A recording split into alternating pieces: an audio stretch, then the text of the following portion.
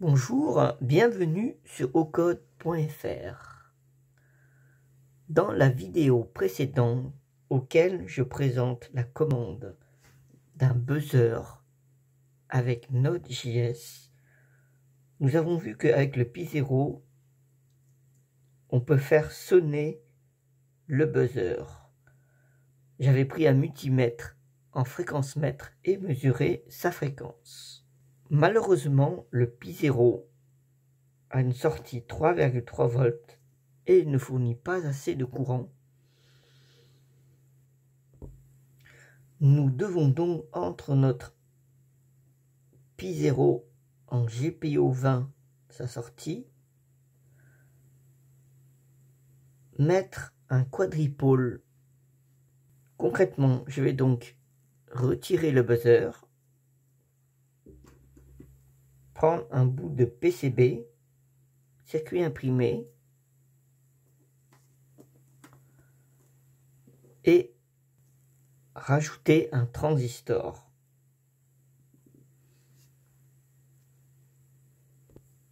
Voici le schéma électronique d'un transistor.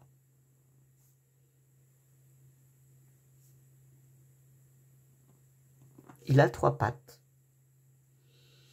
Une patte qui s'appelle base, une patte qui s'appelle l'émetteur, une autre patte le collecteur. Et une information très importante, une flèche noire qui permet d'indiquer le sens du courant qui va circuler entre l'émetteur et le collecteur. Le transistor que j'ai choisi, que j'ai à ma disposition, est un transistor BC237. Le nom du boîtier du transistor, c'est-à-dire sa forme, est TO92. Il est normalisé. Cette information est importante lorsqu'on conçoit des circuits imprimés. C'est son empreinte. On va pouvoir sélectionner dans le logiciel le nom du boîtier TO92. Un transistor peut être inséré dans n'importe quel boîtier. Comme vous pouvez le voir ici, par exemple, vous avez noté Q5, un transistor soudé en surface. Recherchons BC237 PDF. Et une information très importante, c'est un transistor NPN. À la fin de la vidéo de la diode, j'ai brièvement expliqué comment fonctionne la jonction PN. Alors pourquoi on dit NPN? Entre base et émetteur, c'est une jonction P pour la base et N pour l'émetteur. Lorsque le courant circule, on produira alors une tension. On aura une tension de 0,6 volts. Elle se comporte comme une diode. Et notre collecteur est une jonction N, d'où transistor N, P, N. Ceci se comporte comme une diode. La jonction P est l'anode, la jonction N, la cathode. Voici le bout de schéma avec un transistor qu'on branche un buzzer.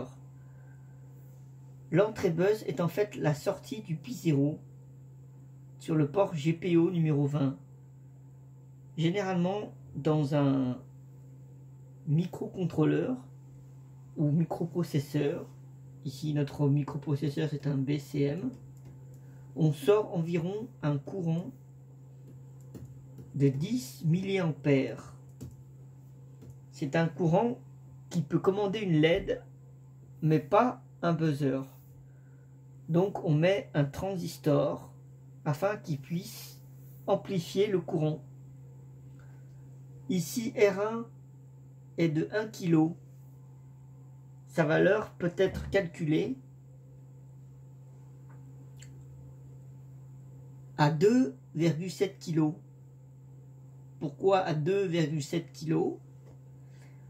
Parce que ici, nous avons entre base émetteur 0,6 volts. Ici, sur le GPIO numéro 20, on a du 3,3 volts.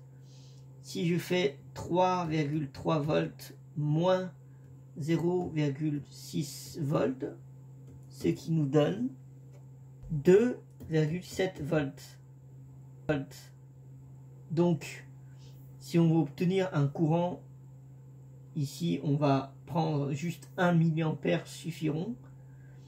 Donc 2,7 divisé par 0,001, ce qui correspond à 2,7 kΩ. Ici on a choisi une résistance de 1 kΩ afin d'avoir un peu plus de courant, ce qui nous donnerait à peu près 2,7 mA, ce qui est tout à fait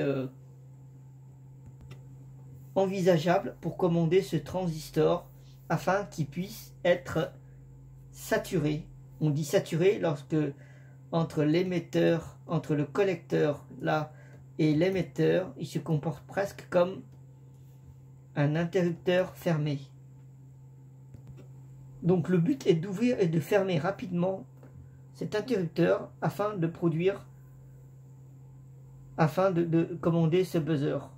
Malheureusement, ce schéma, je l'ai testé et le buzzer ne sonne pas tout à fait comme je voulais, car il était un peu trop faible. J'ai donc changé, j'ai donc retiré le buzzer, retiré la résistance et à la place, j'ai mis directement un haut-parleur. Donc je redessine les broches. Donc, je suis branché ici. Donc ici les 5 volts.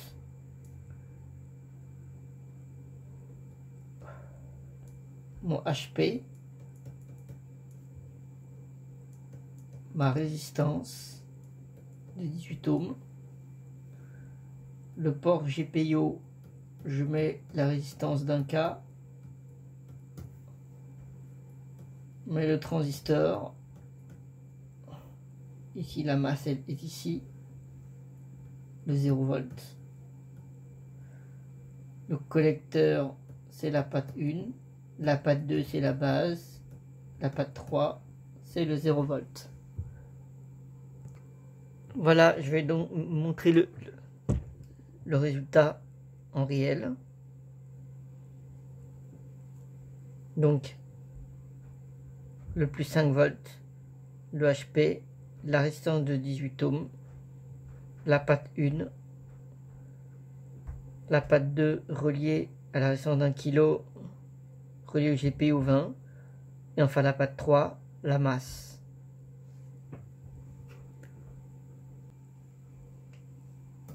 Je vais commander le buzzer.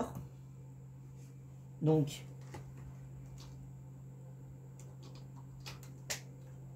Nodebuzz.js. Et là, on entend mieux par rapport au buzzer. Là, je me suis mis au banc du HP. Donc, nous avons à peu près un signal. Donc là, c'est 1 volt par carreau. 1 volt par carreau. Donc, ça peut pas 1 volt là. Et une fréquence de 1,1 kHz. Donc si je regarde mon code source, node nanobuzz.js, ici, j'ai 0,5 millisecondes. Donc 0,5 plus 0,5, une demi-période plus une demi-période, ça fait 1 milliseconde. Donc 1 divisé par 1 milliseconde fait à peu près 1 kHz. Alors cette fois-ci, je me suis mis aux bornes du collecteur. Donc là, le collecteur, j'ai mesuré entre collecteur et émetteur VCE.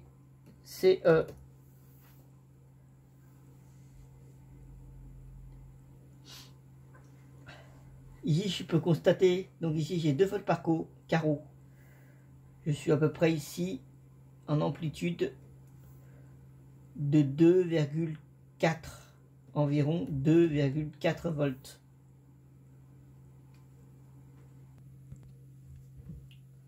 Dans ce dernier chronogramme que je donne à l'oscilloscope, c'est une mesure.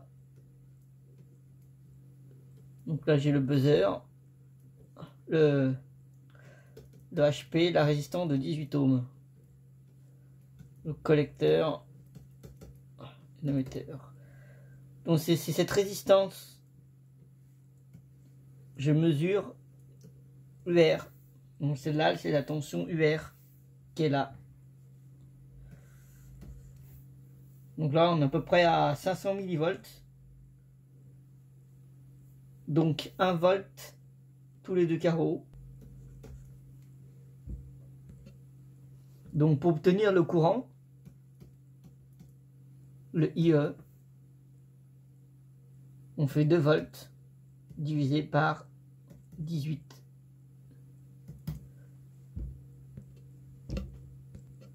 Nous sommes à 110 milliampères. J'ai téléchargé une autre documentation du BC237 afin de savoir combien le courant maximal peut circuler dans le collecteur. Ici, nous voyons IC dans Absolute Maximum Rating, IC à 100 milliampères. On va dire que je suis à la limite du courant maximal. Il faudra par la suite augmenter un petit peu la résistance de 18 ohms. Pour mon projet de sonnerie, si vous souhaitez obtenir la puissance maximale que peut fournir le quadripôle, il faut calculer, faire en sorte que RS, là, la résistance RS, soit égale à RHP. C'est-à-dire qu'ici, nous avons une résistance d'haut-parleur de 8 ohms. Il faudra calculer cette résistance RS à 8 ohms. Souhaitons faire au plus simple avec un minimum de nombre de composants. Je ne suis pas allé plus loin. Dans la prochaine vidéo, je vais donc assembler notre Pi 0, notre HP, avec notre amplificateur, notre module qui détecte la sonnerie.